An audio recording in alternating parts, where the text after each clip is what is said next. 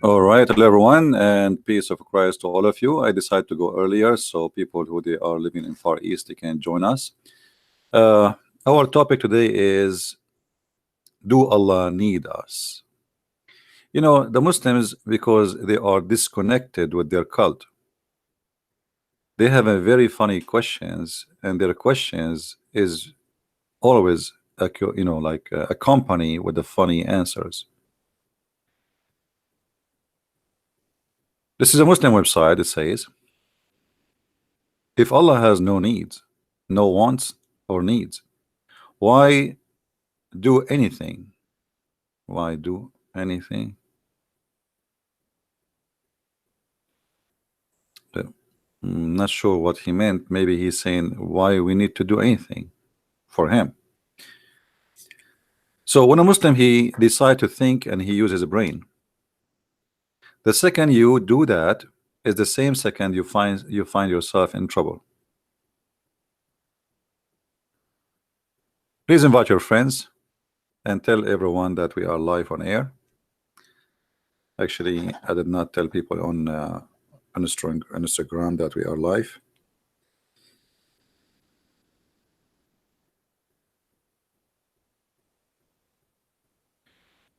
All right.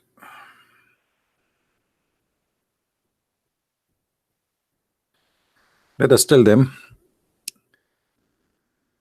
All right, everyone. Peace of Christ to all of you. We are live on air. If you'd like to join us, does Allah has needs? The answer is yes. If you'd like to join us, please feel free to come and invite your friends and join the community. Thank you. All right, we post that in Instagram so people will know we are here.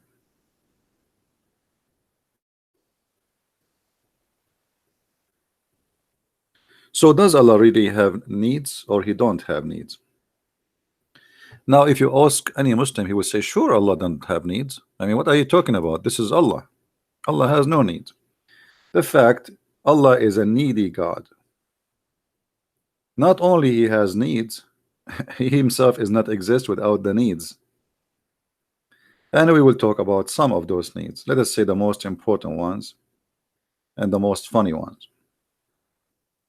But before we go, let us read this article. This Muslim saying, I am little confused about the following.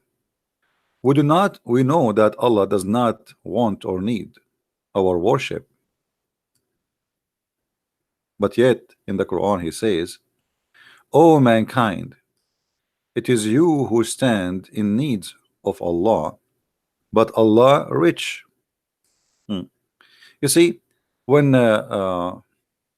between two brackets it says free of needs, this is not really what the Quran is saying. The Quran is saying he is rich. The second you say that Allah is rich, it's the same second you prove to me that Allah has needs. You see what rich mean? Think about it. When I say somebody is rich, that's funny, because rich is about someone he have money. Chapter 35 verse 15. Let us go to that verse in the Quran so we can understand it better.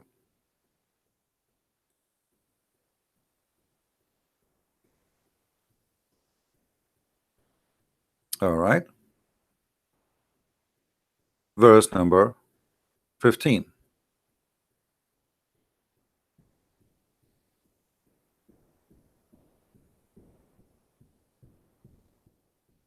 O mankind, you are poor in your relation. That's not what the Quran is saying. You see, always the confusion about the Quran is depend what liar you are reading his translation from. There's nowhere here it says in your relation. It says you are poor. That's it. This is a fabricated. Let us change the translator.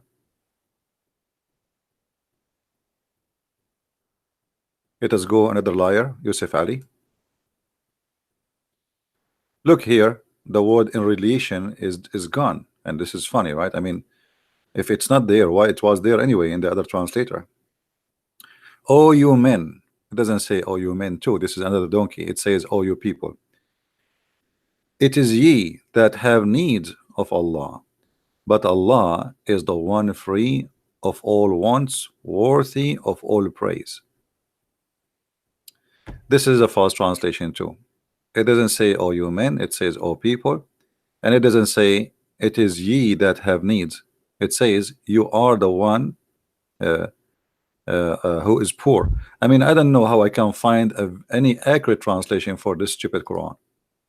Not a single Muslim he can come with honest translation. I mean, what are you doing? I mean, are you using Google translation or something? Look at this guy. You are the one who stand in needs. Doesn't say that. It doesn't say that. But anyway, look at this guy. He says, "It is he all sufficient." It doesn't say that. It says he is the rich, and he is the one who is, we thanks. Let us change the translating. I mean, we have to play this game. What we can do? We cannot find one honest translation. O mankind, it is it is you who stand in need of Allah. But Allah is rich. Now let us just, because we have to keep changing translator. This is in this. So just take into consideration whatever is between the two bracket is not really in the verse. This is not in the verse. So, O mankind, it is you who stand in need of Allah, but Allah is rich. Okay. When we say Allah is rich with what? Who is the Muslim when I tell me Allah is rich with what?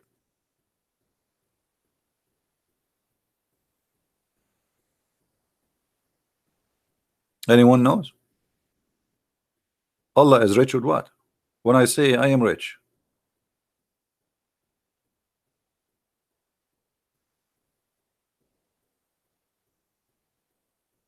I mean the statement itself proving that Allah he needs, because you are rich because you collect. You are rich because you store things. You are rich because, you know, maybe I mean, you are cheap. You are rich. You are rich. You have a good income. You are rich because you make a lot of money. But when we say that God is rich, what does that mean exactly? Let us see what other verse in the Quran says to understand this verse better.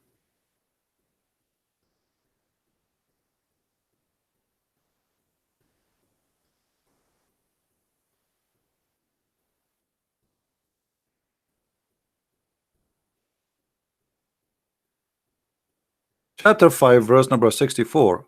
The Jews, they made fun of Allah, saying he have nothing to spend. He have nothing to spend, and he can do nothing. Look how Muhammad he answered them.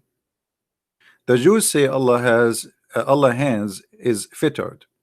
Their hands are fettered, and they are accursed for saying nay. Okay, I mean, hold on.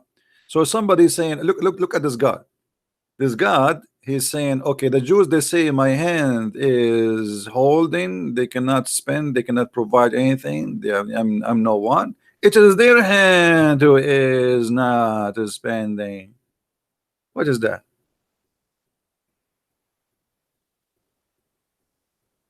Are we listening, guys?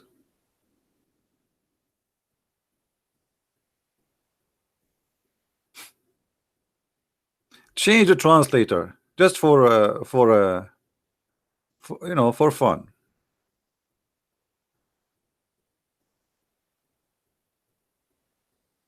The Jews says Allah hands is tied up.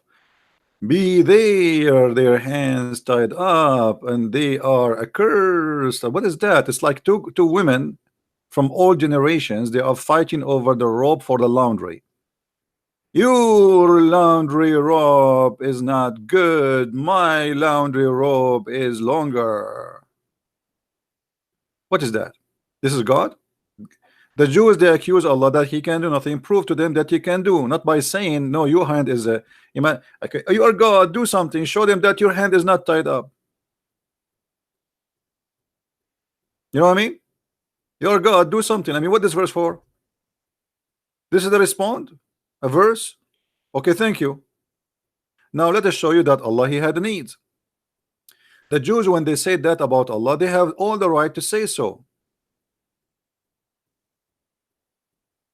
Allah, he beg for money. Chapter 2, verse number 2, 4, 5. Who is the one who will give Allah a goodly loan? How you can give Allah a goodly loan? I thought Allah has no needs. So the first thing we found that Allah is bankrupt.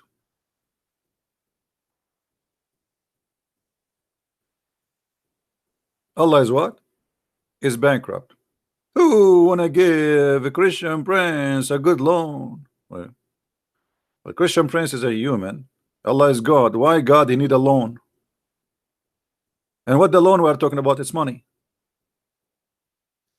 And if you give me a good loan, I will give you increase your credit. Nice to meet you, Mr. Loan. Let us see different verse. Chapter 57, verse number 11. Allah is really depressed. He's asking for money. Who is he that he will lend into Allah a goodly loan? Please, please, please, that he may double it for him, and his may be rich reward. Well, you Muslims, you give us headache that Allah has no needs, and your Allah is the beggar in the street asking for a loan. Who wanna give us a loan? If you remember Mimi Hijab, when he had a debate with David Wood, less than 2 hours after the debate, he made a video saying, "Who wanna give Allah a goodly loan?" He was begging people so to send donation. He said to himself, "Oh, the Muslim now they are happy. They thought the Muslims they have a victory. So now it's time to ask for money, to beg for money." And he read the verse from the Quran. Actually, he read that verse, the first one we showed you, chapter 2, verse number 45, 245. Actually, if you hear the verse, he was reciting the verse with his voice, you will die laughing about how the Quran sound like with the voice of Mimi Hijab. Now, here, let us go to different verse. Chapter 57, verse number 18. I mean, the same chapter is full of verses. He keep asking for loan. Lo, those who give alms and those women who lend to Allah. So the alms you give is not for the people, it's for Allah. How is that? Let us see. In chapter 64, verse number 17, things get to more dramatic. And Allah he grant you forgiveness if you give him money. Read with me carefully. This is chapter 64, verse number 17. If ye lend to Allah a goodly loan, he will double your reward and he will forgive you.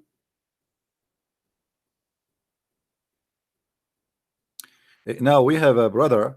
He just gave me a goodly loan. Let me show you the goodly loan. This brother, you know, I'm really thankful for those who help us.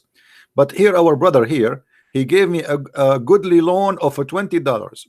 So if I am Allah, I will say to him, I forgive your sin because you gave me a goodly loan. I am Allah. If you give me another $20, I am Allah. I will double your forgiveness. If you give me $5, I will make your forgiveness so-so. If you make it $100, I will forgive you for the coming year. I mean, have you ever heard of a God like this? Isn't it obvious that this is a scam? Since when we can bribe God? We give God money and he is supposed to, if we give him money, he forgive us?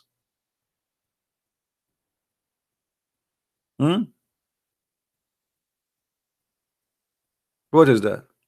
So they give us speeches that Allah he has no needs, but as you see, Allah not only in need, Allah is in a trouble need.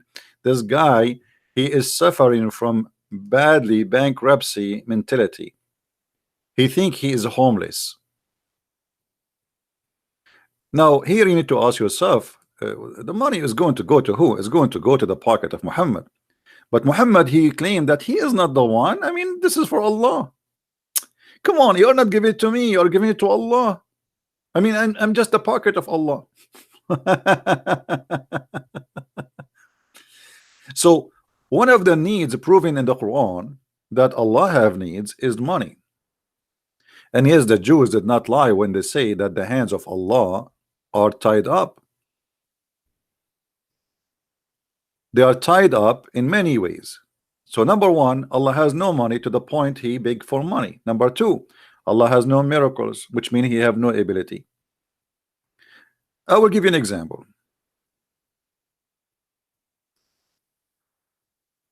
The Christians believe, and I am a Christian, that Mary, she gave birth to Jesus and she is a virgin.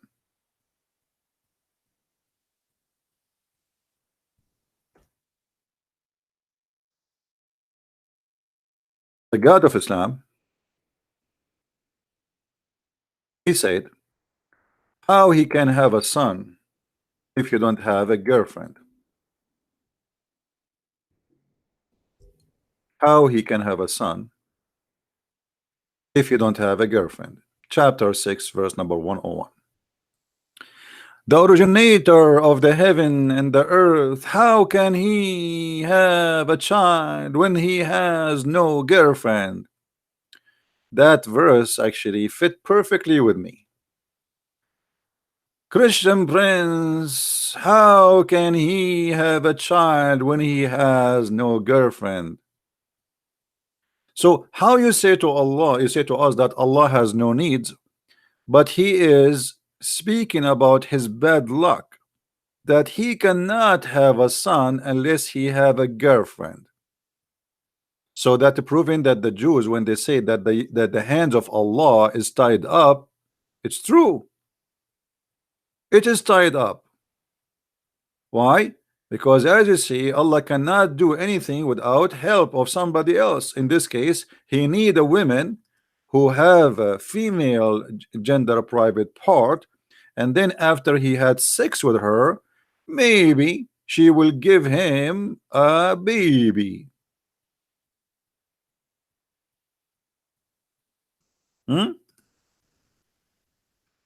Are we following, Abdul?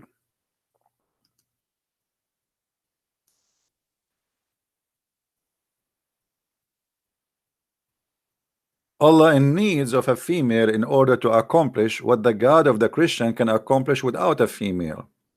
You see, here you notice this is a God speaking, but look like he is a normal man, and that is Muhammad, the fabricator.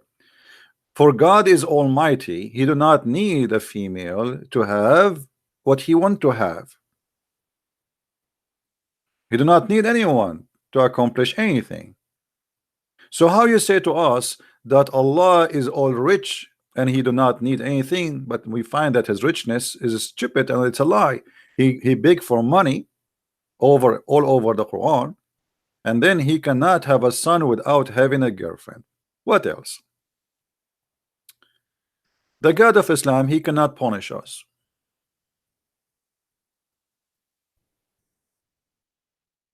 He have a big mouth, but his hands is tied up. Chapter 40, chapter 4, verse number 47, it says,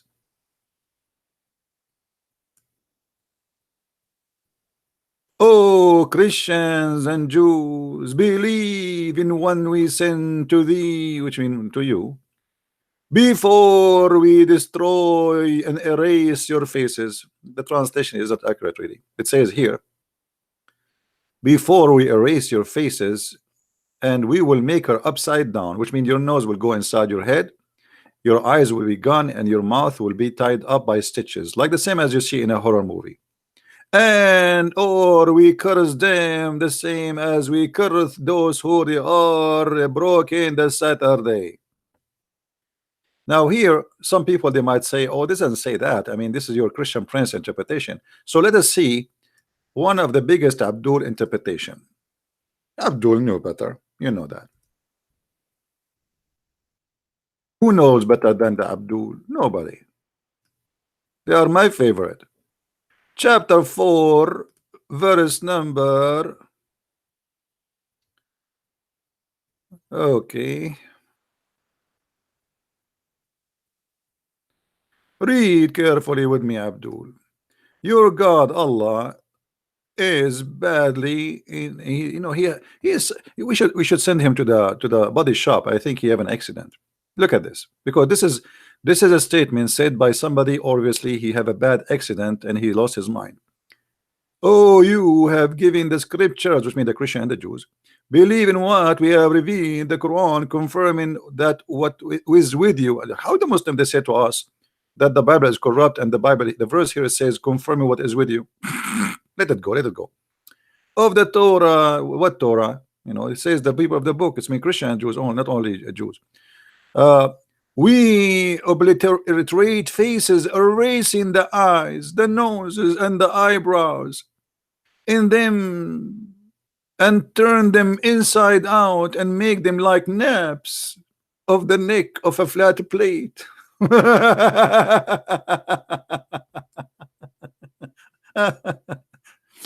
Okay, Allah is all rich, Allah is all powerful, but he could not make one a Christian as he claimed.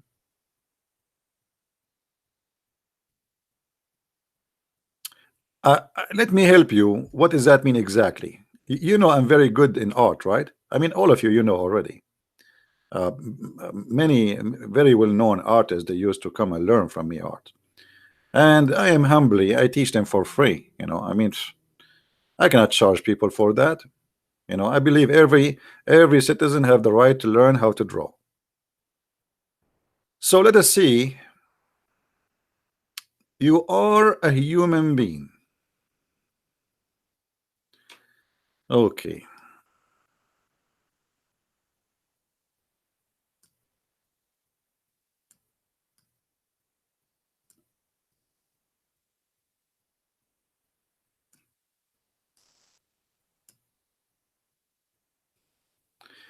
And you have a nose, look like a truck, and you have a mouth,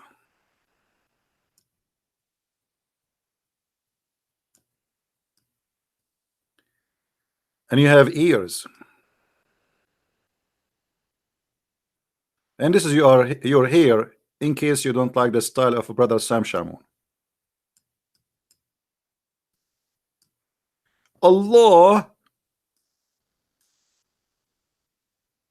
he is going to erase our eyes. Gone. No eyes. Our mouth, gone. No mouth. Our ears,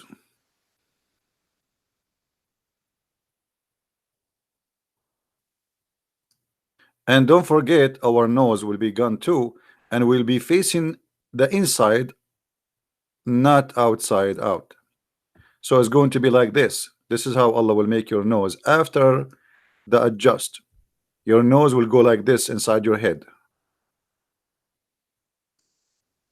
So this is what Allah he threatened to do.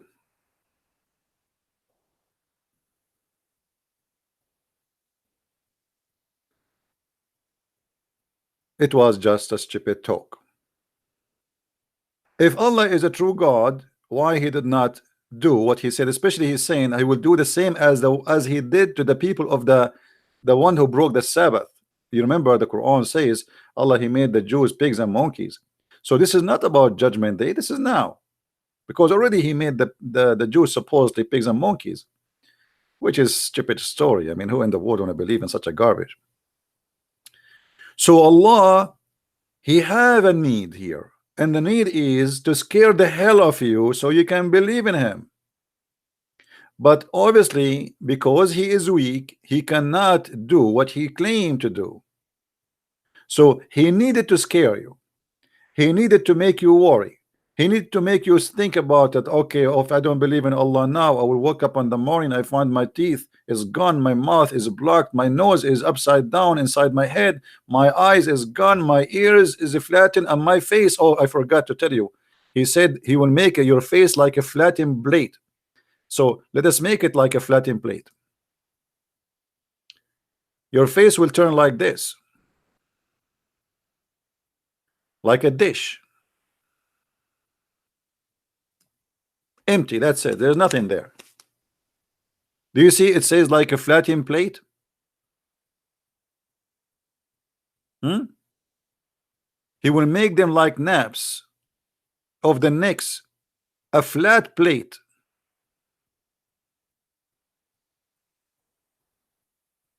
So Allah, he cannot prove himself. He threat, but he cannot do his threat, and this is obviously Allah in needs of deception and false threat, so he can blackmail you. If you don't do this to me, I will do that to you. And we find that what he would do to us is lie, because can you find me one Christian? Allah, he did that to him. You know, one day a Christian prince, he will die, and or maybe he gets sick or something. The Muslim, they will say, oh, see what Allah he did to Christian prince. See, brother, what Allah he did. I appreciate you, Abdul. Here now, if we go and see more verses in the most funny book in the history, it's called Quran, we will find that Allah not only he is in need, but he is in need to other people's stories. As an example,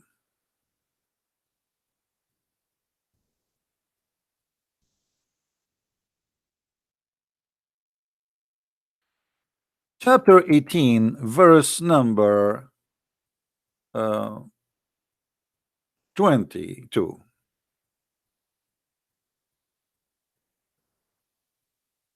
You can go right now and search in Google a story. It's called The Seven Sleepers.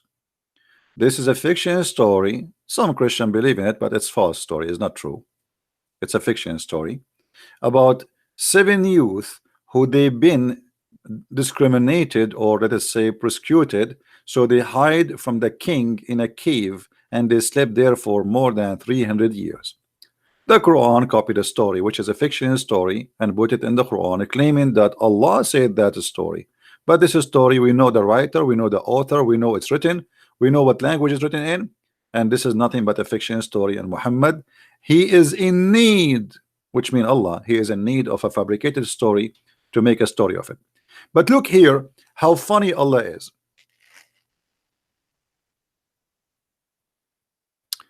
Don't ask me about different things now, guys, until I finish my topic. Some they will say, I mean, look at this logic, guys. I mean, the Quran is the most funny book ever. You see, when you do not know the answer, what do you do? What do you say? Some they say, and some they say, but you never say the answer. Look, some they will say they are 3 and their dog is 4th. What? What? Some they say they are 3 and their dog is the 4th. And some they say they are 5 and their dog is 6. Hold on. Don't you notice you jump something? What about some they say they are 4? Oh, because he said they are their dog number 4. That's funny. You see, he missed a number here, right? The second number he should say. Some they say they are 4 and their dog is number 5, but Muhammad, he made a mistake. And some they say that they are 7 and their dog is 8. What the heck of this? Say, oh Muhammad, my Lord is best aware of their number. So all this drama to say nobody knows save Allah.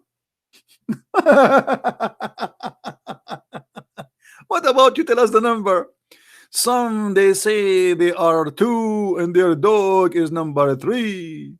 Some they say they are 3 and their dog is number 4. Some they say they are 4 and their dog is number 5. And some they say they are 6 and their dog is number 7. And some they say, let us continue until tomorrow. And then after that we say, Allah knows best, brother.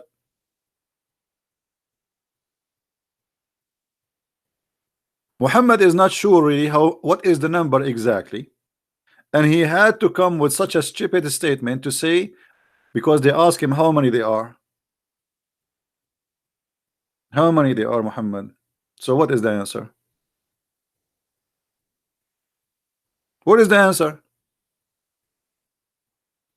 And look, just to make it more stupid, my Lord is the best of their number. None knows the number save a few. A second ago, you just said only Allah knows the number, and now you are saying the one who knows the number only few. Why? As long as few, they knew the number. So what is the number? I mean, do you see how silly? Allah is the one who knows the number. My Lord is the best aware of their number. But you just said there's other people who know the number too.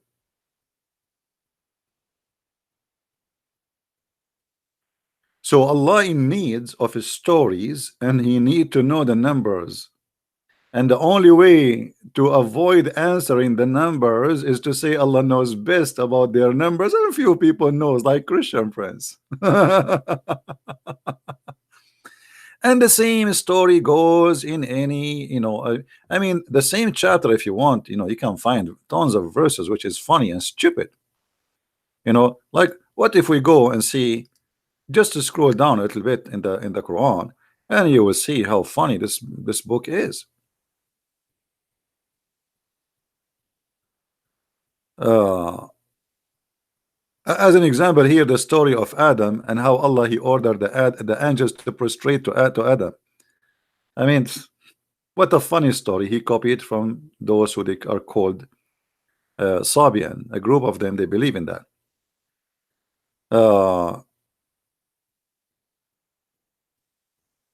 Let us see. As an example, read this story.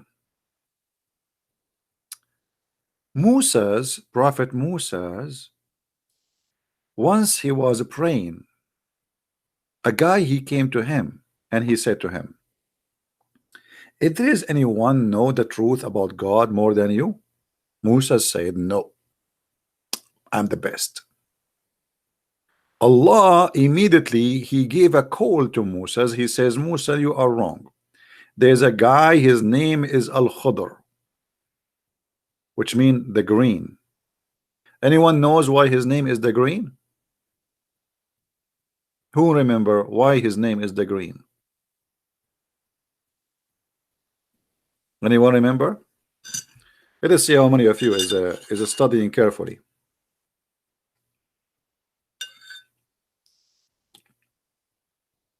Sparky, please don't ask me about a question have nothing to do with my topic. If we finish this, you can ask me the question you want. I mean, let us speak as an adult. If we have a class about mass, let us finish the mass. I see your question. You keep repeating the same question. So why he was called Al-Khadr? No, I'm not eating actually. I have coffee. So what? Not coffee. Cocoa, and I mix it with a coconut shred. So why his name is Al-Khadr?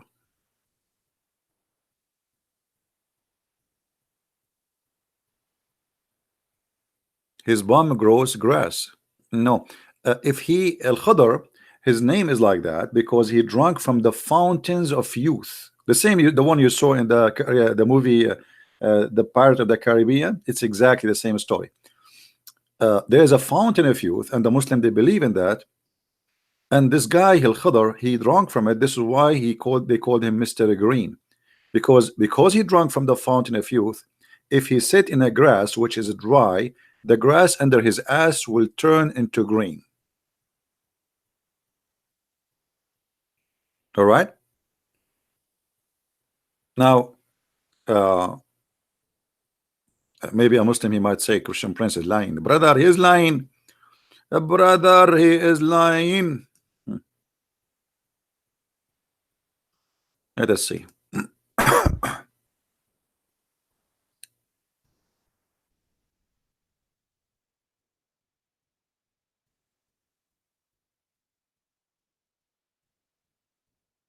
All right.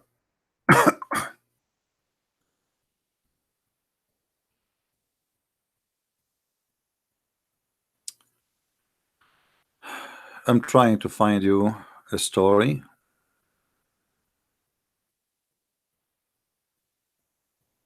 Here we go. Who want the reference? This is Sahih al-Bukhari. This is Sahih al-Bukhari, and this is the hadith number. So Muslim cannot say, oh, this is a lie, it's a weak story, it's not true, blah, blah. You know them, right? You know them. So Musa's a guy, he came to him and he asked him about if he is the best one who knows, and Allah told him no, there's a guy, his name is Al-Khadr. And then Allah, he said to him, if you want to learn, go and follow him. Allah said to him, oh Moses, you have something of Allah knowledge which Allah has taught you and which I do not know, and I have something of Allah knowledge which Allah had taught me which you do not know. Moses said, but if I follow you, Al-Khadr said, then you, if you follow me, then ask no questions. So this is after Allah, he told him to go and follow the guy and found Al-Khadr. But how he found Al-Khadr, this is the story. You will see here, I'm just trying to make the story shorter. Ibn Abbas said, Allah enemy tells a lie. Ubnay ibn Ka'b narrated that Allah messenger said to Moses, etc. Okay. And then he says,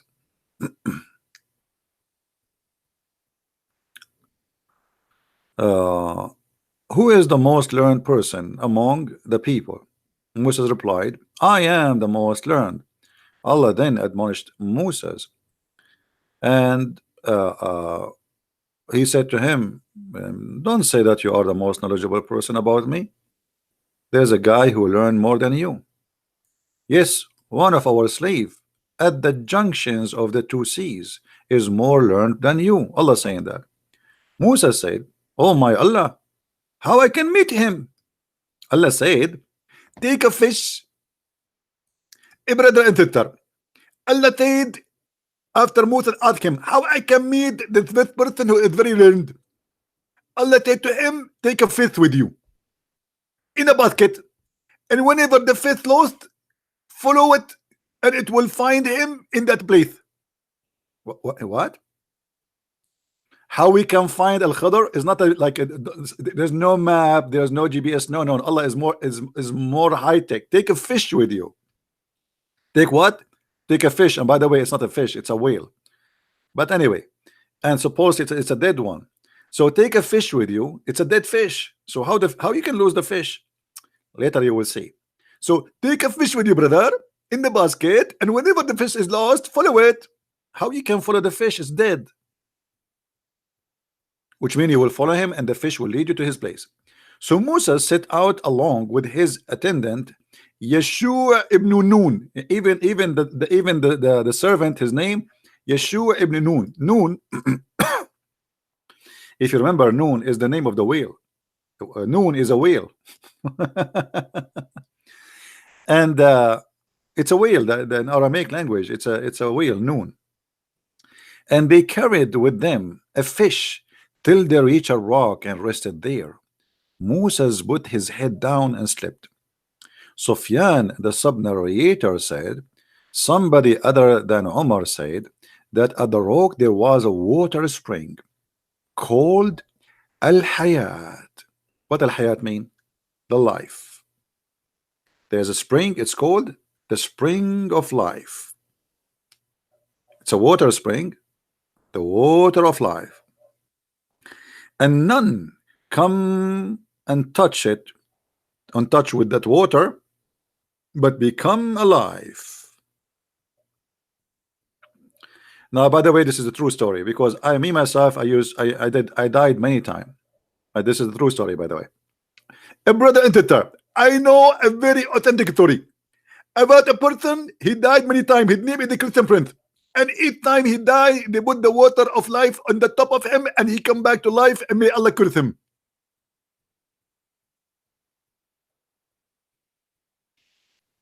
And you are telling me where the fountain of the Caribbean is coming from? So some of the water that spring fell over the fish. Look at Allah trick. I mean, Allah, He can do everything. Allah is not in need. Allah, He cannot make the fish come to life except He have to use a magical water. It's called the fountain of youth. How you say to me Allah is rich? Who is the one who made this fountain of youth? Is that a witch? Harry Potter? I turn my head up and down. I turn it, turn it, turn it, turn it, turn it around, and all I can see a fountain of life around me. I touched the water, I became a green, and right now my name is Mr. Green. If you don't believe me, I mean, that's amazing, my friend. That's so beautiful. So some of the water fell over the fish, and you can imagine the second the water fell over the fish start like you know, she's coming back to life. She opened her eyes and she looked around her, and bingo, she is alive again. And the fish, she said, I cannot believe it, I cannot believe it. I want to say the shahada, ashhadu an la ilaha illallah wa anna water of life is the one who bring me to life.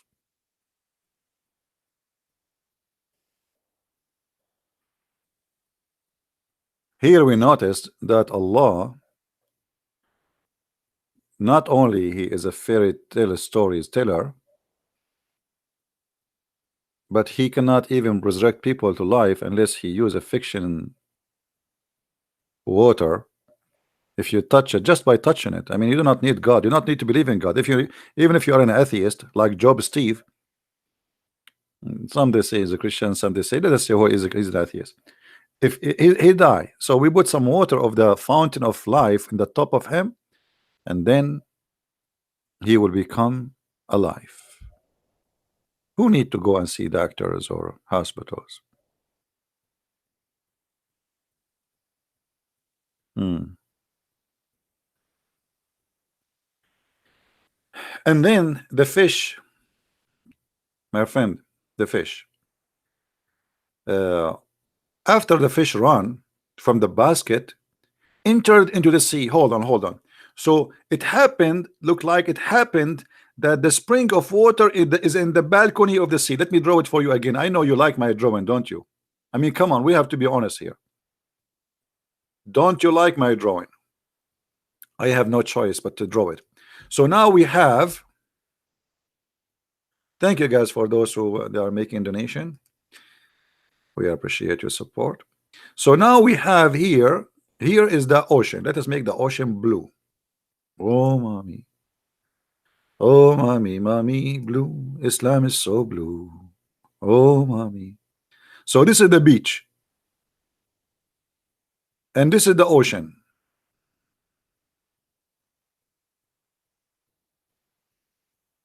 The ocean here, brother. This is the ocean. Now the fish, obviously it was laying down. It was an orange fish, by the way. The fish was here in the basket.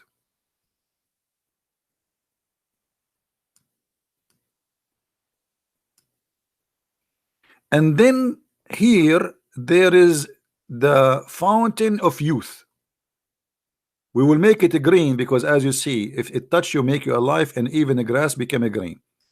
So this is the fountain of youth, and the fountain of youth is making like water. It's like a sprinkler, like the one who water your grass, and one of the drop of the water fall in the fish, and bingo, the fish start moving, her tail is jumping, her eyes is opening, and bingo, she start creeping into the sea, and she jump into the sea. And thanks to Allah, for sure this is a very true story. And if you don't believe me, I swear by Allah, it's true story. Here we go. What do you want more than this? You know, in the Middle East they say, ask a thief to swear he did not steal, he will be they will be happiest to do so. If that will release him. I swear. So brother, the story here is very, very true story, and we have to believe in it.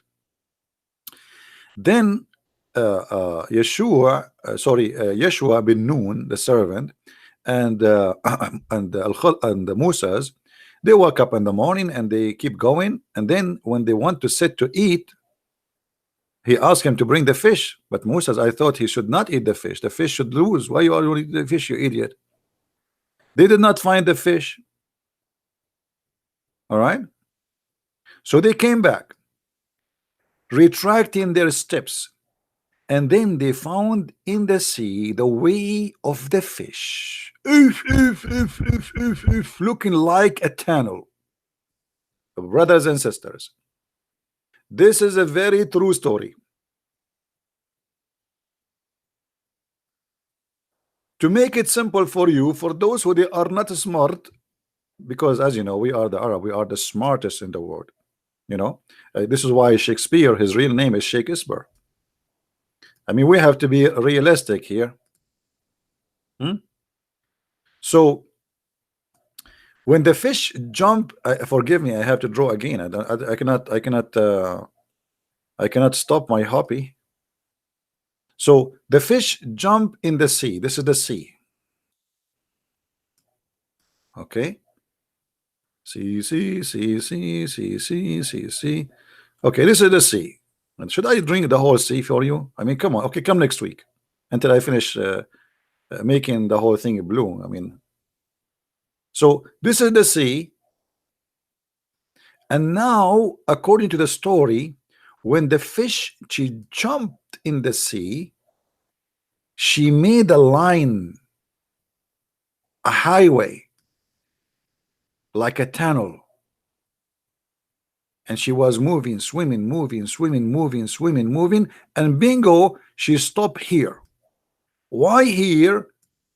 Because guess what? Prophet Al-Khidr was sitting in the top of the rock in the middle of nowhere in the sea. This is Al-Khidr. Let us make him green. Mr. Green is here. So brother Moses, when he came, brother, all what he need to do, he need to follow the track of the fish, which is in the water, but it's not a water no more, became a rock. But this is, by the way, true story. It happened to me too. I mean, I know that many of you don't believe it because you are not smart, but this is the true story. I feel sorry for you. Look at this guy, he is laughing. I mean, shame on you. This is a true story. I swear by Allah, this is a true story. What do you want more? Here we go. We prove it to you. It's true story. All what we need to do is swear by Allah. Now, the Musa's brother, let us make Musa's look with this color. When he came here in the land, he was tracking their footsteps, and they stop here. Oh, here is the fountain of youth. Here. And then next to it, they found that there is a road inside the ocean.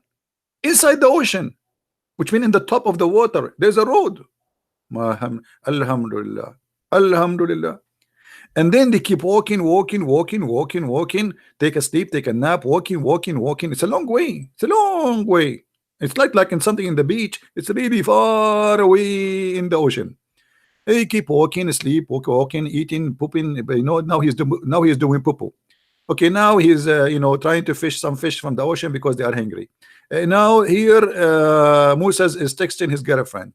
Here they were asking themselves, take right or left, and then his servant, he said to him, Musa, what left or right, brother? There's only one road. Hello? Musa said, you are right. I don't know what to do without you. So he keep going because there is no right or left anyway. So he keep going, and bingo, he arrived and he found where is Al-Khidr.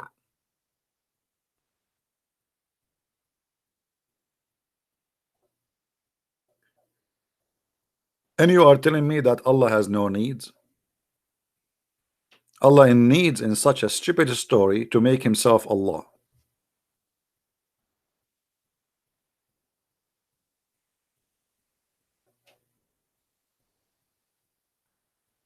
Hello? Then what? What do you mean then what? Then Musa says to Al-Khidr, hey Al-Khidr, how you doing, brother? Assalamu alaikum. And then Al-Khadr, Musa, he said, Allah sent me to you so I can learn from you. Al-Khadr, he says, okay, okay, but I have a condition, brother. You ask me no questions, okay? No questions. Well, I mean, how you ever heard of a teacher, he will not, he don't accept questions? So when there was an astonishing event of his attendant, again, they found the tunnel of the fish, and then they reached the rock. They found a man covered with garment. Moses greeted him. The man said, astonishingly, is there such a greeting in your land? What? Eesh, man. The greeting was astonishing for this Al-Khadr, because Moses, he said to him, Shalom to you. Al-Khadr said to him, oh my Allah, in your land, people, they say Shalom. So here, the guy Al-Khadr, he was like, wow, no way. And I mean, put yourself in the shoe of Mr. Green. By the way, when I was in the like in early school, like you know, studying supposedly English, you know, English in the Middle East is a funny way. The teacher himself, he needs somebody to teach him English. But anyway, he's the teacher. So in the in the book, it says Mr. Brown and Mr. Green, and then like I look at the picture. Mr. Brown is a white man, and Mr. Green is not green. And I said to myself, why they are calling him brown and green? But now I understand, brother. Brother, now I understand. I mean, here we go. Al-Khadr, Mr. Green. Musa said, I am Moses, by the way. Brother, I introduce myself. I'm Moses. The man says, Moses of Bani Israel? If.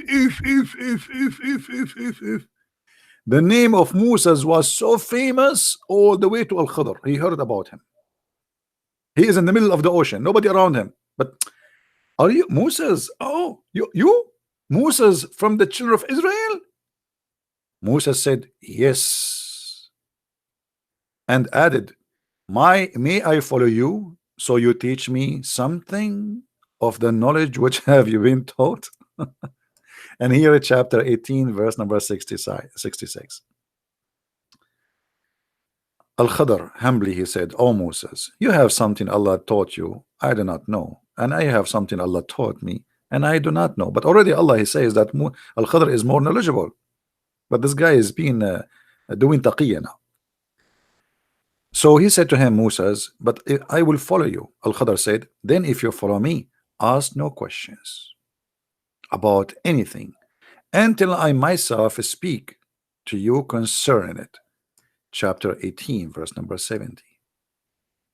After that, both of them proceed along the seashore. I mean, the story there is stupid, and you know, you can read it, but here you will find something very funny. A sparrow came and sat at the edge of the boat and dipped his beak into the sea.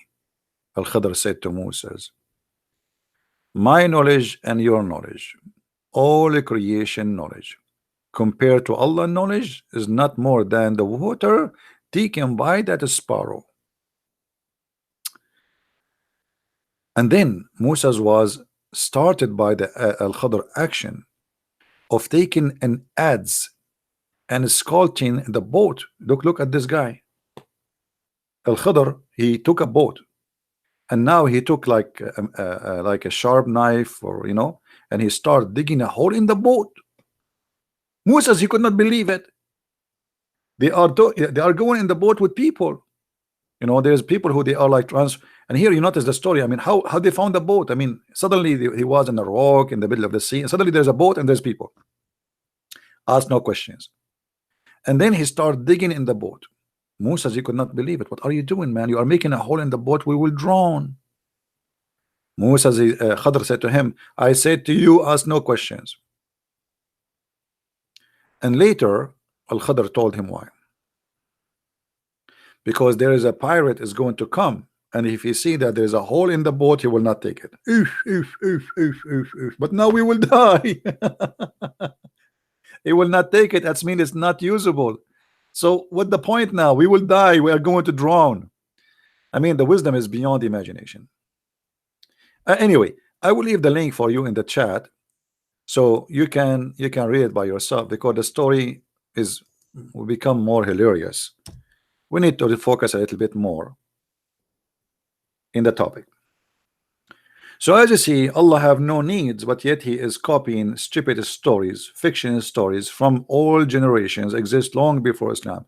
If you go and read the story of a person, his name Gilgamesh or Gilgamesh, you will find that the story of Gilgamesh include the fountain of life, the guy who went to look for fountain of life, the secret of life, etc. So Muhammad is nothing but a thief, and his God not only in need, he is in need even of fictions to make himself God.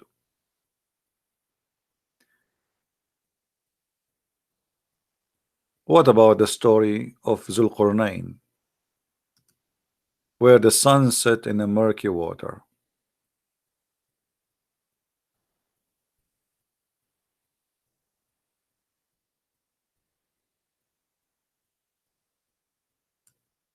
Allah needed Zulqarnain to make himself sound like a god. What kind of god? He says that Zulqarnain is one of our messengers. When Zulqarnain, which is Alexander the Great, is a bisexual, or at least he is a homosexual, and he was nothing but a criminal, whatever you want to call him. Yes, he was victorious, but doesn't make any difference. He attacked nations, he subdued them, he subjugated them, he take them into slavery. So Allah, he needed Zulqarnain to say he is God. Why? Because Zulqarnain is sent by him.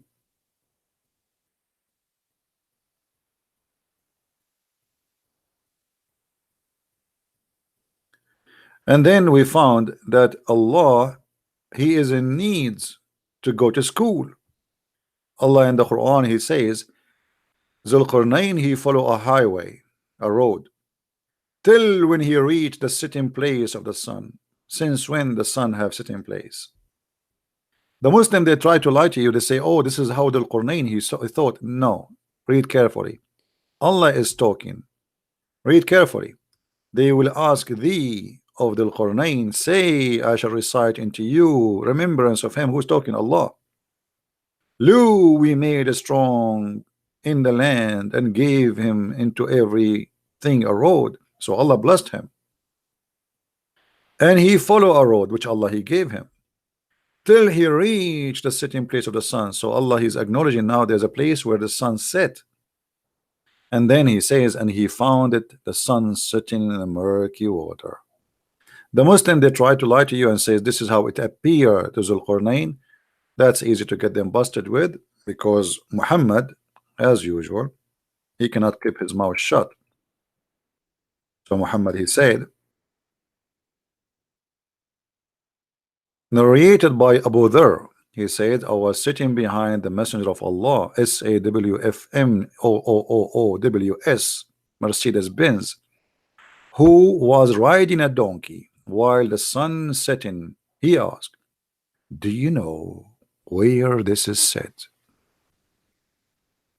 Guys, close your eyes. Please close your eyes.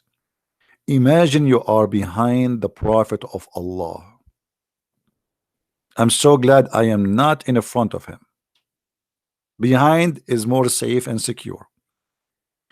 And then the Prophet, he speak to you and he says, do you know where this set? And like, point. And now because you are a fool, you do not know where this set. Huh? Prophet of Allah? I replied, Allah and his apostle knows best. And for sure, this is a very perfect answer, brother, because if you say something else, the Prophet, he will kill you immediately. He said, it's set. Hear the wisdom now. Please be quiet. I mean, come on, show respect to the wisdom. The wisdom is coming from heaven. This is a heavenly wisdom. It's set in a spring of warm water. And you know, all my life I ask myself a question: do the sun take a shower with cold water or hot water? And unbelievable. The Prophet, brother, he taught us right now that the sun sit in the warm water, which means she like to take a bath in a hot water, and that is priceless.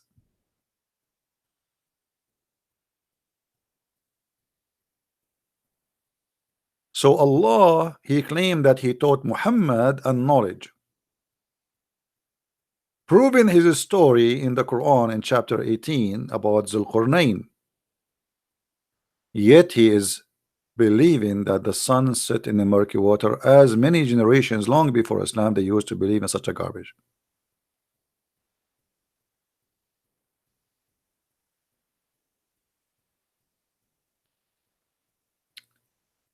Let us move on so we can warp this subject up. What about Allah? He cannot fight his enemies.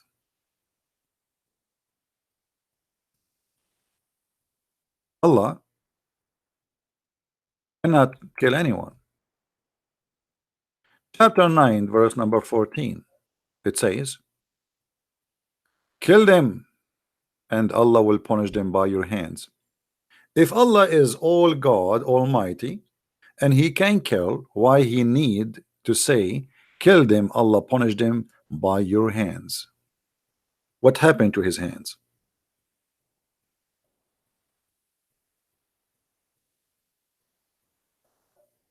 Allah, he need your hands to kill me as a Christian. Abdul, your God Allah cannot kill us.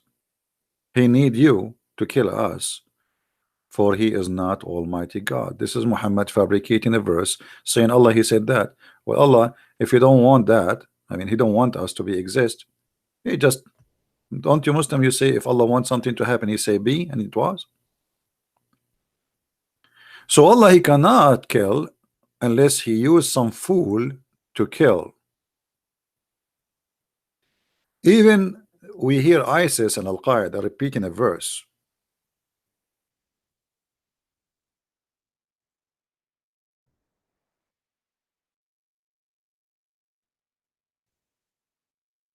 Chapter 18, verse number 17. It is not you who slew them, it was Allah. So Allah, because he is in this ability, yet he claimed it is him who killed them. It is not you who throw the arrow, it was Allah.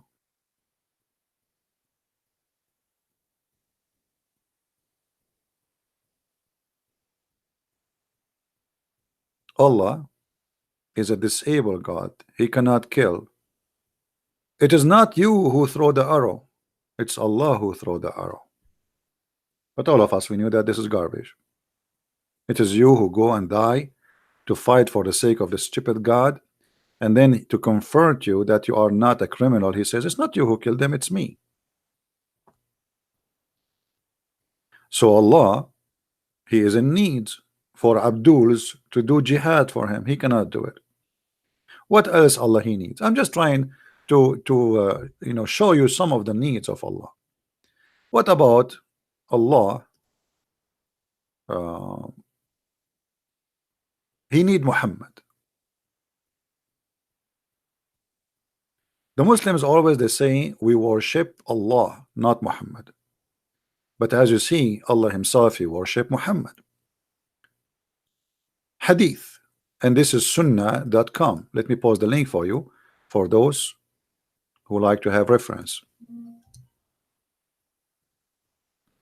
If not for you, O Muhammad, I would not have created the creation. What does that mean?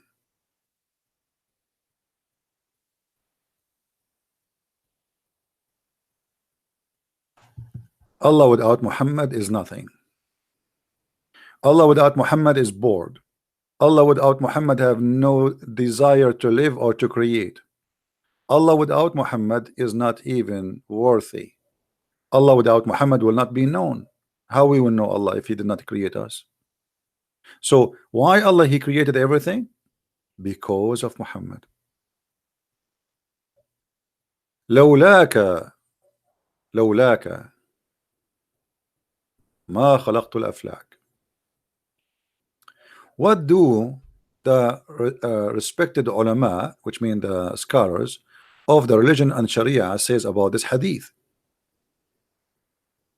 Which book this hadith, etc.? The answer. Read carefully the answer. This is not my answer. This is the Abdul answer. Indeed, indeed, brother. The Prophet of Allah, Allah pray on him and salute him, is the reason for the creation of Adam alayhi salam and the universe. If the Prophet of Allah was not to exist, then the Arsh, which means the chair of Allah, the Lawh, which is the book of Allah, and the Qalam, which means the pen of Allah, the sky, the earth, the heaven, the hell, the trees, the stones, and all other creatures would not exist. Are you telling me that even Christian Prince will not be exist? How horrible.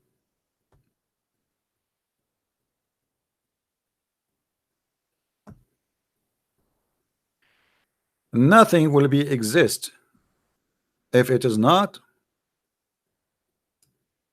Allah.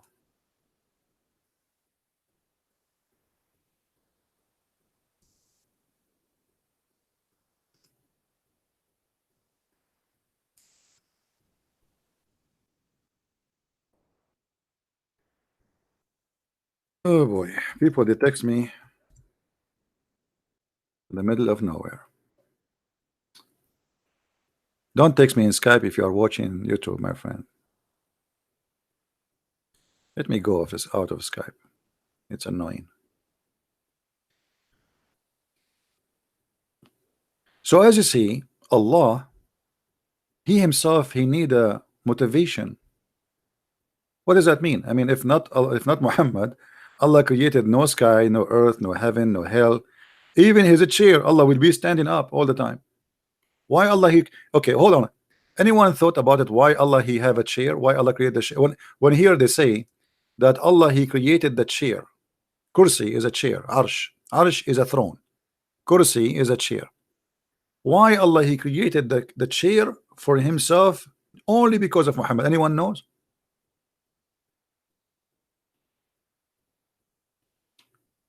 Anyone knows? Why Allah He created His chair just because of Muhammad? Any Muslim have an answer? Because Muhammad, Allah He need to write the name of Muhammad somewhere, brother. So Allah, okay, because all of you, most of you are slow, not like smart like us Arab. I have to help you with some art, brother. Forgive me. I mean, what I can say. I wish all of you are Arab. I wish, but I am not Allah to make you Arab. We are the smartest people in the world, brother. Okay.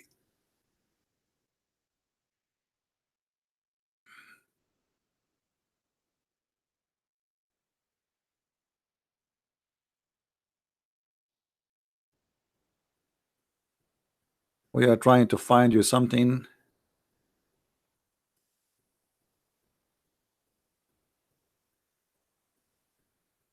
All right.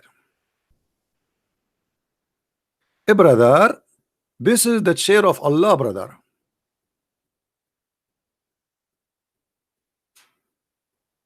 And I don't know if you like it or not. I mean, who care if you like it or not? This is how it is. You like it, you don't like it, you know, make a complaint. And look, there is a flowers there. Allah, because He cannot live without the Prophet Muhammad, his name to be exist all over, He created this chair for him. For Allah, yes, but He needed to see the name of Muhammad all over. So He got a pen and He start writing there. On the chair, brother. On the chair. And for sure, brother, in Arabic. Muhammad.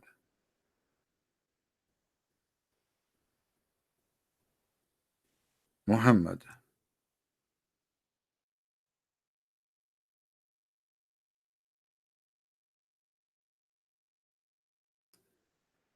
everywhere in the chair, brother. Muhammad, Muhammad. I mean, brother, you name it. Allah spent millions of years writing the name of Muhammad, brother. Muhammad.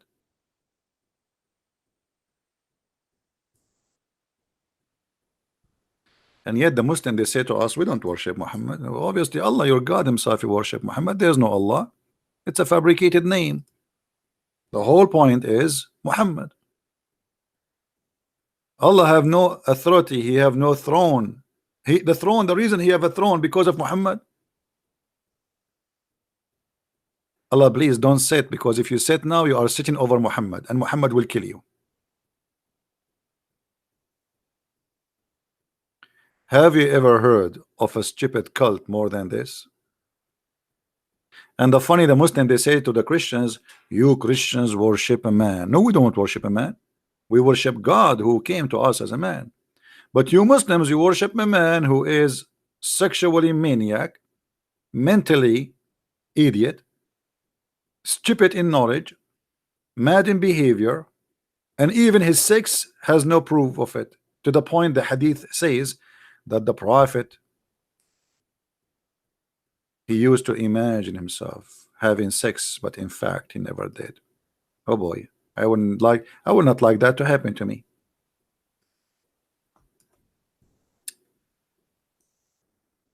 Imagine you get married, you have 13 wives, and they are waiting for you in the bedroom.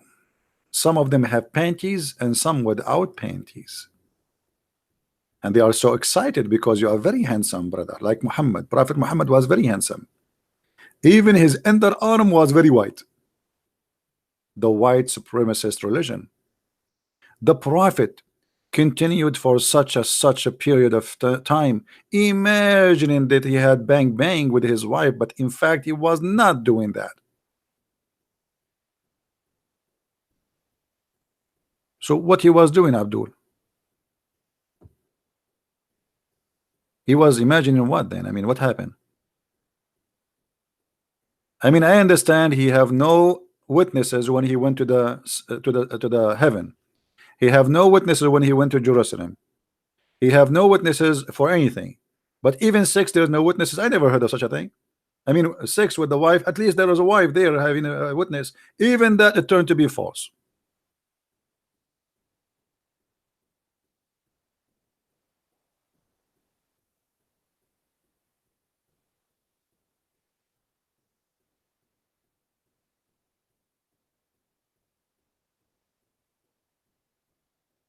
Any Abdul? Let us continue. Oh, I just remembered, you know, like sometime I don't remember things. The reason, especially if I borrow money from you, I don't remember it. I'm like Muhammad. I remember only to say to you, give me a mortgage. After you give me the mortgage, I don't remember anything about it. Look what happened. Do you remember when Muhammad, Allah wanted to send him to take him to heaven, what Allah he did to him? Who remember?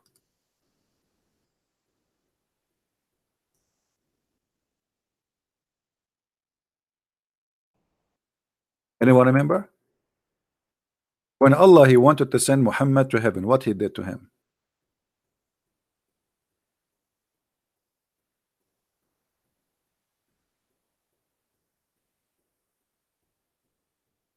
Allah he need to make a plastic surgery for the breast and the chest of Muhammad.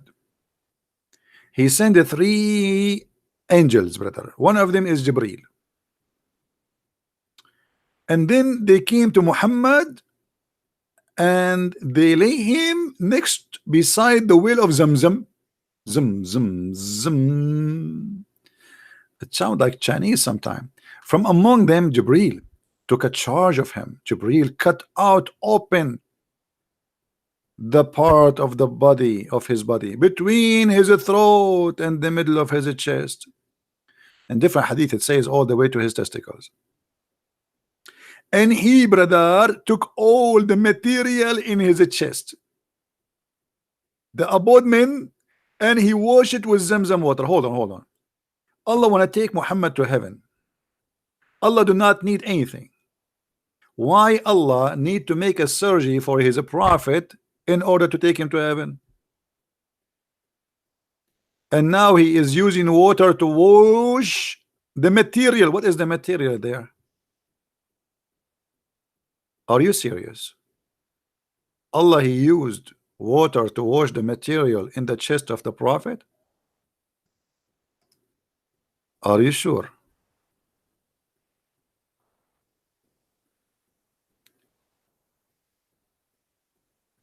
To help you to understand the story, because of most of you are not smart like us Arab, I have to use some drawing.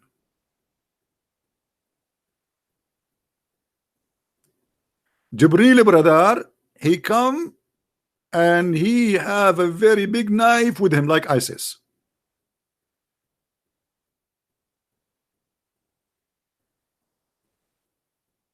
And then brother, Jibril brother, he put Muhammad next to the water of Zamzam and he cut wide open his chest and he start taking the material from his belly. And then he put it in Zamzam water. And then after he washed it, he put it back. And then, brother, surprise, surprise, Allah do not need anything, brother. Allah, he can do anything by saying be, but he needed to install wisdom in the chest of the prophet. Have you ever heard of a God he installed wisdoms in dishes? If you don't believe me, read the story. It says, after he washed it with his own hands with the water of Zamzam, he cleansed the inside of his body, like the body of Muhammad looked like was very awful, you know, garbage, you know, plastic, you know, Allah knows what the prophet was swallowing at that time. And then a golden tray containing gold bowl full of belief and wisdom was brought, and Jibreel stuffed it in his chest and his throat, blood vessels. Okay, hold on. Allah do not need anything. Why Allah he needed to do a surgery for his prophet to take him to heaven? And since when wisdom and faith they come in dishes?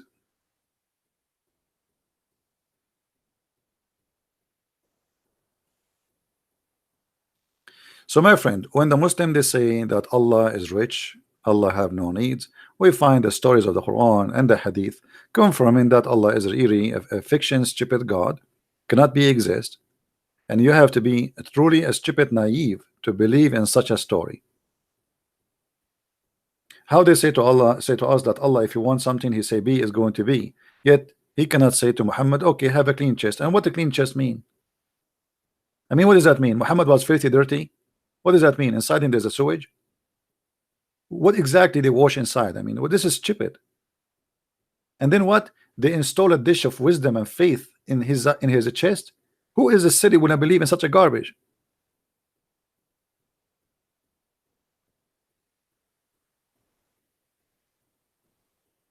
Do you know Mr. Sayyid Ahmed Hassan? My friend, his name is like a train. I know Muhammad only. The rest they don't count for me. Who need any of those if we have Muhammad? So as you see, Allah in needs to fiction stories, Allah in needs to fountain of youth, Allah in need to wash dishes, Allah in need to install wisdom, Allah in need of people to worship him.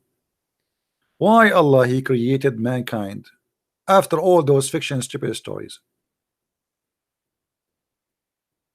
Muhammad he said in the Quran, وَمَا خَلَقْتُ النَّاسِ إِلَّا الْإِنسَ وَالْجِنَّ إِلَّا لِيَعْبُدُونَ. What does that mean?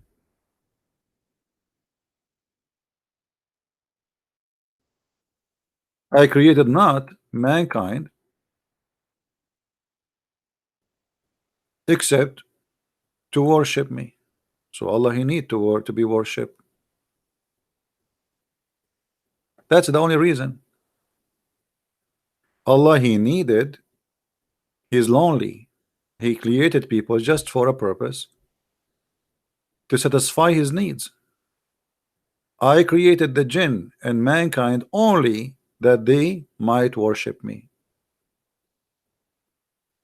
If you go in the hadith, that will be explained better by this hadith.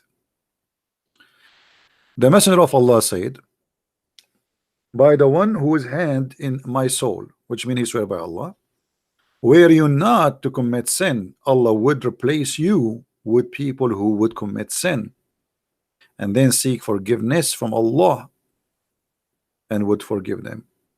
So if you don't commit sin, Allah will destroy you. Why Allah He don't like you not to commit sin? What's wrong with Allah if you are a good person? Because the purpose of you is to worship Him and beg for His forgiveness. Please, Allah, forgive me. So this is in total consistent with the verse in the Quran where it says Allah He created mankind and genie, chapter 51 verse number 56, only to worship me. It's just for His benefit, not for your benefit. What is the benefit? Allah He need a benefit from you to be worshipped, to beg for forgiveness. And this is why if you don't beg for forgiveness because you did not commit sin, if you do not commit sin, you don't beg for forgiveness. And then Allah, what He would do for you, there's no need for you. So begging for forgiveness is the way Allah He wants you to be. He have a need. He like to hear people saying, please, please, please, we need you. That is a mental illness. He's not creating you because He like you, not because He's good to you, not because He's a nice God, but because He needed your worship and begging.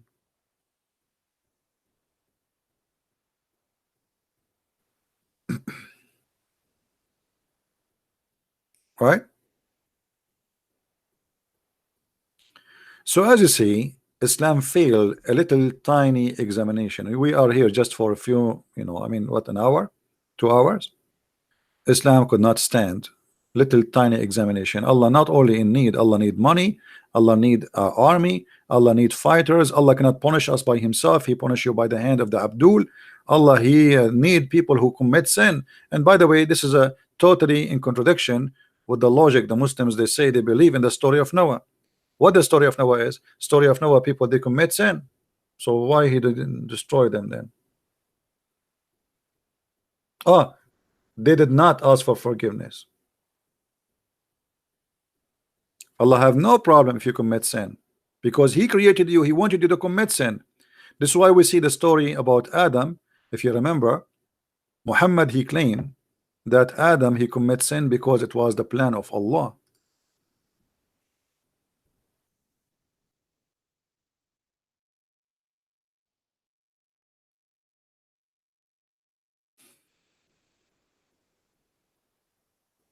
Do you see it? 40 years before Adam was created, Allah He wrote his destiny. So even the sin of Adam was a plan of Allah, because He want him and his offspring to commit sin, so they will beg Him for forgiveness. Do you blame me for a sin which Allah I should do? I should do. It's decreed by Allah. I should do. It's not a choice. I should do. Do you see it? Funny, stupid story. So my friend, I want to say thank you for all those who join us today. Thank you for those who support us with donation. Thank you for those who download the video, share it around. And for those who speak Spanish, soon, very soon, and maybe in 72 hours from now, my first translated book into Spanish will be out on Amazon. So if you are a person who speaks Spanish, please tell your friends about the book. And this is the cover as you see in the screen. And those who speak French, please help us to tell the people about the French book, because most of people who listen to me are English speaking people. So very few they knew about the French book. If you speak French, please tell your friends. And for sure we have our books in German, which has become very well known in Germany. And we have in Swedish, we have in Dutch, and God is willing, we will have in all languages of the world. So what we share with you here is little of a lot, and if you like to learn more, we have the books to give you a reference to be handies. Now remember, the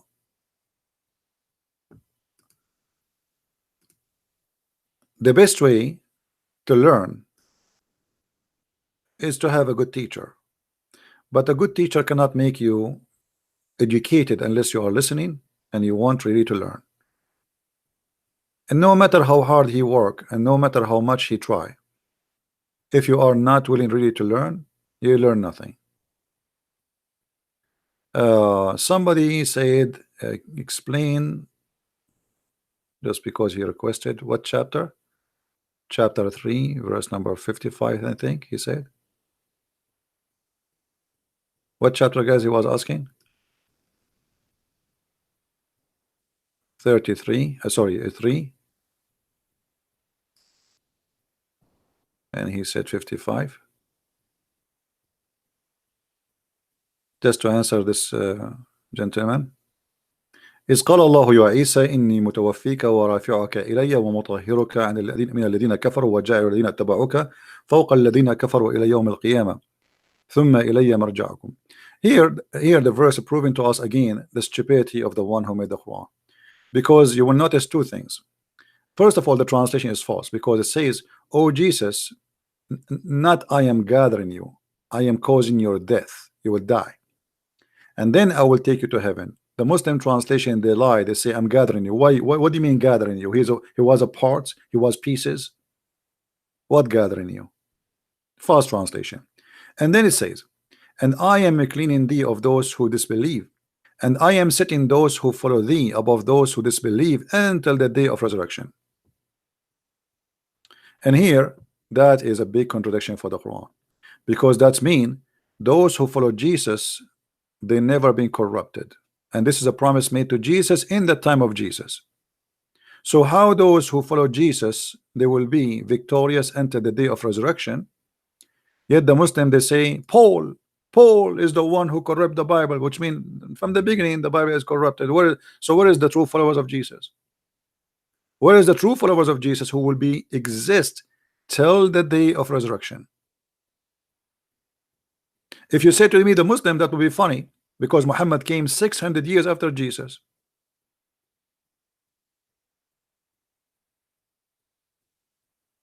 Right? A Muslim saying I'm a big liar. Okay, you can say that as you wish, but you cannot prove me to be a liar. It's your prophet who lied when he said there's a flying carpet. Who is a liar? It's your prophet who promised you endless penis, big ass 1 mile. It's your prophet who promised you 70 years orgasm. All of this is not a lie for you, and me reading your verse in the Quran make me a liar? That's funny. You don't dare to call me. It's a potato. Oh, there's no screen. Sorry, guys. There's no screen. Forgive me. There's no screen. All right. Yeah. As you see here in the screen, let's read it again. It says, and remember when Allah said, "Oh Jesus, I am gathering thee." It doesn't say that in Arabic. It says, "Inni mutawaffika," which means causing your death. وَرَافِعُكَ إِلَيَّ, and then I will take you up to me. This is a false translation. And then here it says, "And cleansing thee from those who disbelieve, and I am setting those who follow thee above those who disbelieve until the day of resurrection." That's mean the true Christians will be always victorious, and there's no false Christianity will be exist. And that is a contradiction for all what the Muslims they say to us, proving from their book that we are the victorious since the time of Jesus until the day of resurrection. So where is the Christians who follow Jesus? If you say those are the Muslims, that's can't be true, because this is about Allah promising Jesus in the time of Jesus. The Muslims are not following Jesus. They don't have a book. It's called the Book of Jesus to follow Jesus. They are following a guy. His name is Muhammad. Believing in Jesus does not make you follow Jesus. Secondly, is speaking about from the time of Jesus until the day of resurrection, which means including the period of 600 years before Muhammad show up. So why they lie and they say Paul corrupted Christianity?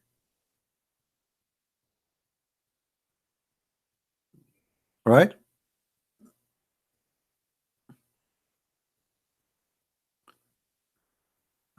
Someone saying we must forgive, we must love.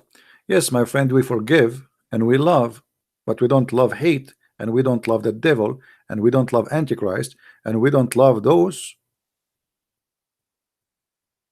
who, you know, let us say, there are certain names we cannot love them. Can you love Muhammad, who deceived millions of people, billions of people? Can you love the devil? Can you forgive the devil?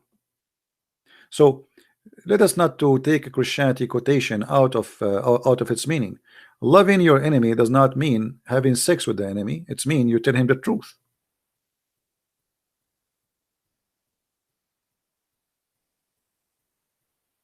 Right? If you love your children's, it's not by giving them hugs, it's by guiding them to what is right to be done. Your son is taking drugs and you say I love you, do whatever you wish. That's not love, that's hate. If you love someone, you save him.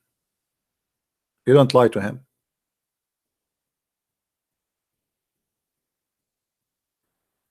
Say pray.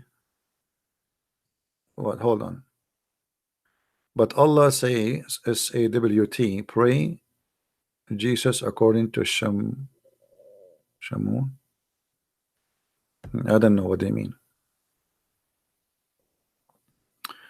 My friend from Indonesia, I do not know what they mean.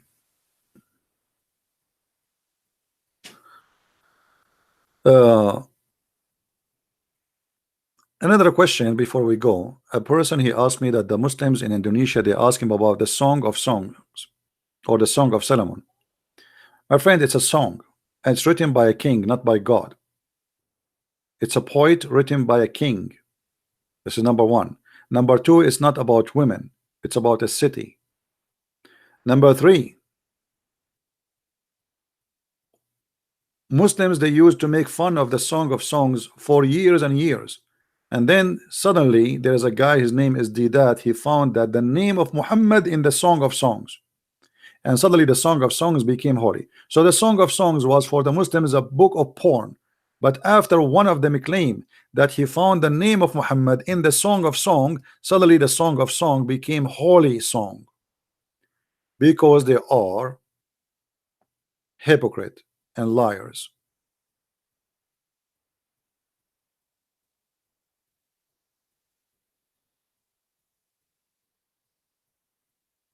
Right?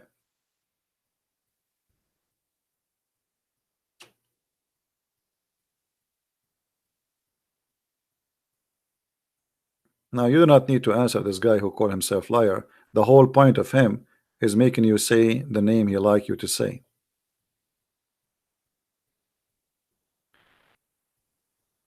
Muslims, they have no ability to answer. Everything the Muslims they claim is proven to be false from their book, not from any book else. I do not need any book. A Muslim, he says to me, "Oh, Jerusalem, oh, Israel is the land of the Arab." Since when? Even your God Allah never mentioned that. Even your God Allah, he says this is the land of the Jews in chapter 5 verse number 21. So even the most famous problem in earth known to be proven from the Quran that it's not true. This is the land of the Jews. Even the book of Allah, the book of the kuffar, the book of the pagans who kiss black stones, prove that Jerusalem and Israel is the land of the Jews. And anyone he says something else, he's a Muslim, he's a hypocrite. This is your book. Allah told Moses to say, go and enter the holy land which Allah assigned into thee. So why you lie?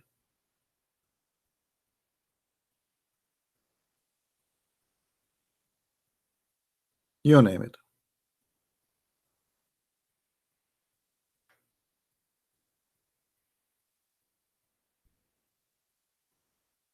We asked him that already.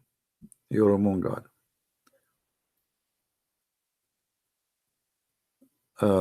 Are you accepting my challenge? What is your challenge, Ben? Why you don't call me? You want to call me Ben? Do you like to call me? I like to accept a change when they are hot. Do you like to call me? Or you are a person who make a challenge in the mirror?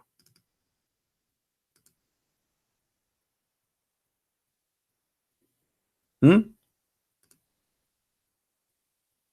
Are you really challenging me? Do you accept my challenge? What's your challenge? Do you want to call me? If you can call me, I will stay just for you. What do you say, guys? Do you think this guy is serious, or he is just a kid? We always accept Muslim challenge. Doesn't matter who they are, how old they are, how small they are. I need a snack for today before I go. So do you dare? Do you dare to give me a snack before I go? My Skype is open.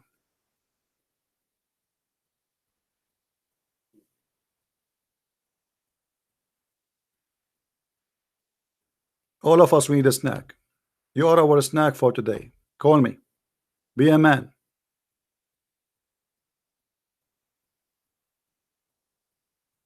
Be soft. Yeah, actually, I'm using. I'm going to use Vaseline when I debate him. What happened to you? What is your text? A second ago you were challenging me. Now you are not. I don't see you moving. What happened to your tail?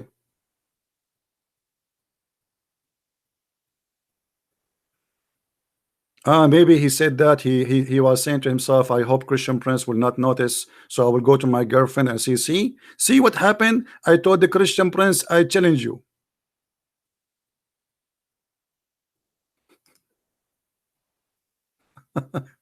Go to your 4 wives, and I will not mention anything. Whatever happened in Vegas will stay in Vegas.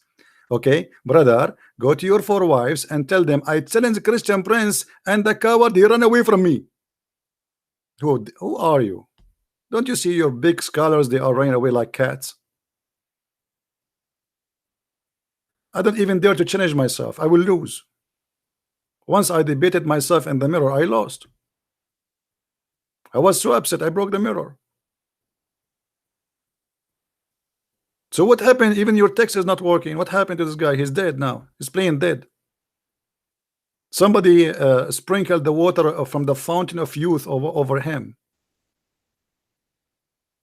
Anyway, guys, I want to say thank you for being here. May the Lord bless you. And enter, we see you soon again. If I can go again on air today, I will go.